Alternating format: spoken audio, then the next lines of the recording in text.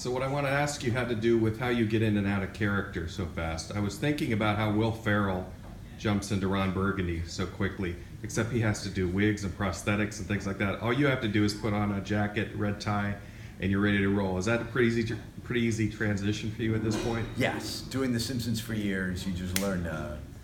That's like a myth that actors need to get prep. You can just, especially once you're used to doing a voice, you just go into the voice, and that's pretty much it.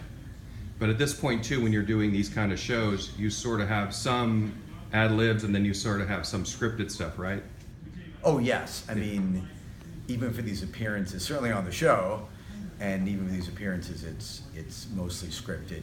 If I'm Brockmire, and then I'll throw in this or that. Yeah. So when you were on Laboratory the other day, you could throw in a Get Smart reference in a shoe phone. That I rolled with, because who could have anticipated Poppy picking up a banana and talking into it? Yes, but for the most part, I know what I'm going to say.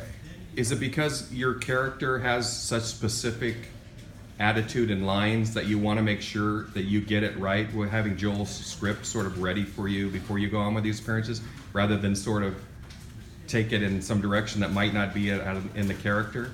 Yeah, I mean, it's I've done it. I have. I've just kind of started freeform improvising as the character.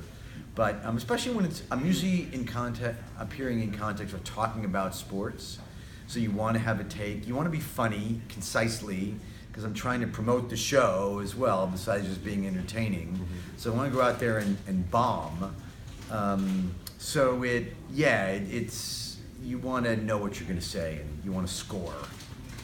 And what is this about your jacket being in the Baseball Hall of Fame? How in the heck did that happen? It's true. I don't really know.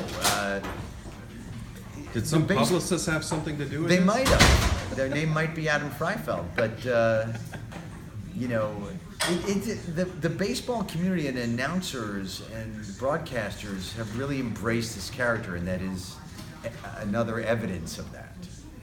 That's got to be something wild. Are you going to go down to Cooperstown at some point and check it out just to make sure it's still there? I think I will have to, absolutely. I've got to see this to believe it, I think. They've got to have a Jack Buck jacket and a Lindsey Nelson jacket. I don't know if anybody else's outerwear has been featured at the Baseball Hall of Fame. The other part about doing Brockmire when you come on one of these shows, it probably helps a lot that there's a season 1 and people have context to it.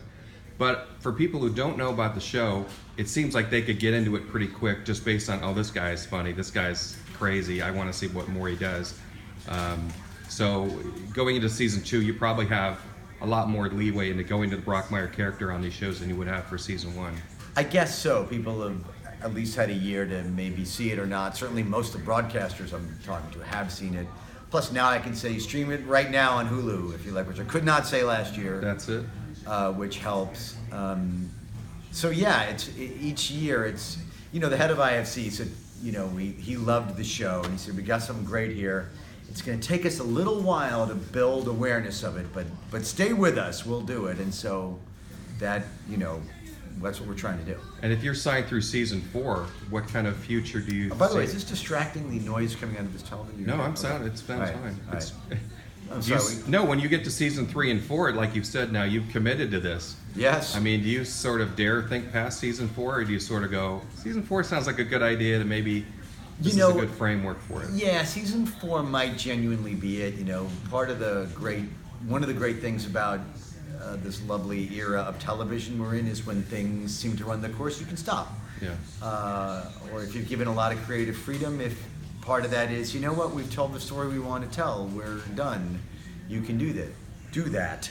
That said, if they, back up the money truck to our houses and say season 5, we'll probably do it, but who knows? And I can also see if you take off after season 4, you can come back in 20 years and bring it back like Roseanne or something else.